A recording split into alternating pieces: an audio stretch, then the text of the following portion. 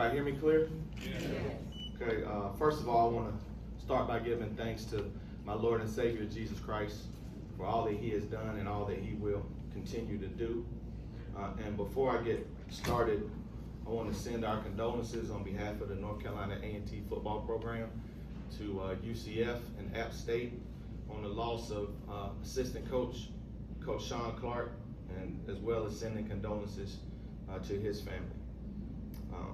Saturday was without a doubt the most disappointing day of my career in football as a player or a coach, and I want to publicly apologize to the Aggie Nation for the way we performed on Saturday. We were out-coached, we were outplayed, and out-cultured. Hats off to North Carolina Central and their head coach, Coach Oliver, and his staff. They did a great job. They have a quality program, and I'm sure they'll go on to have a very successful season. But obviously, we have a lot of work to do. I didn't have our guys prepared for the stage. I didn't put them in the best position to be successful, and I made some horrible decisions throughout the game that contributed to our defeat. But again, I feel like our guys kept fighting, and they did not quit. But I'm tired of saying that, because not fighting and not quitting is not enough to win football games. We got to learn how to be efficient and effective on offense, defense. We got to do a lot of things, like we got to be better on third down. Got our butts kicked on third down. We got to be better in the red zone. And I got to find a way to put a better product on the field. And we got to prepare better. And this university deserves a product that they can be proud of, that represents us in the right way. But you know, with that being said, we have no choice but to put this game behind us. We got to flush it, and we got to find a way to beat a good University of Maine team. What we cannot do is dwell on this game and allow North Carolina Central to beat us twice. So we got a good Maine team in front of us. They're well coached. They got some good athletes. Their record is no indication of how good they are.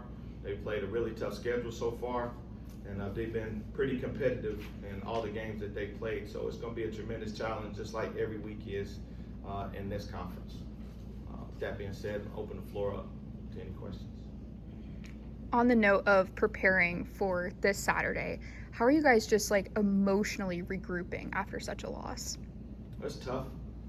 It's tough because, you know, we didn't just lose, we got dominated. So, you know, it's going to be tough to move on, but we have no choice.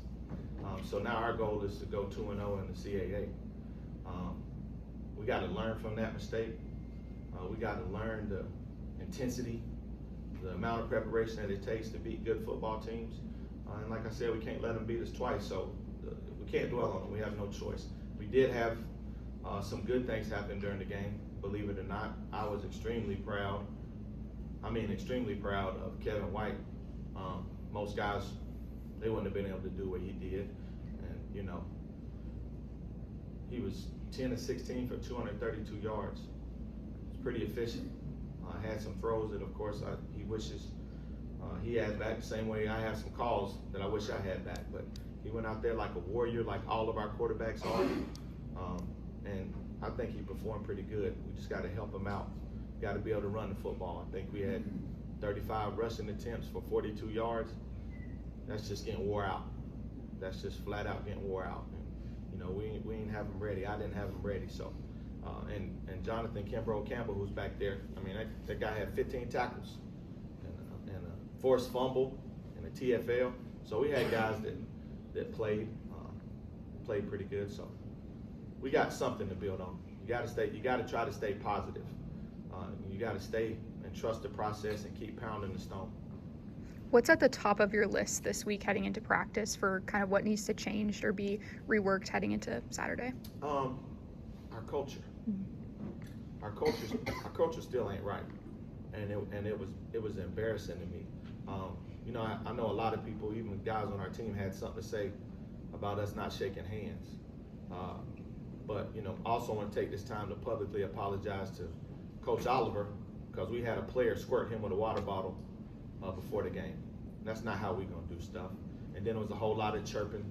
When those guys would come to the sideline, that's when we chose to be tough. And so I was not going to turn a bad day into something worse. So we just went down to the band, and I went over and congratulated Coach Oliver and his staff. So the main thing that has to change is our culture. And that young man is no longer on this team. And anybody that's going to act like that will not be a part of this team. But it's not only like our behavior and that aspect, it's the way we do stuff. You know, it's the pride that we take in each other. It's the way we cheer for each other. We got too many guys that hate on this team, and I've never been a part of that.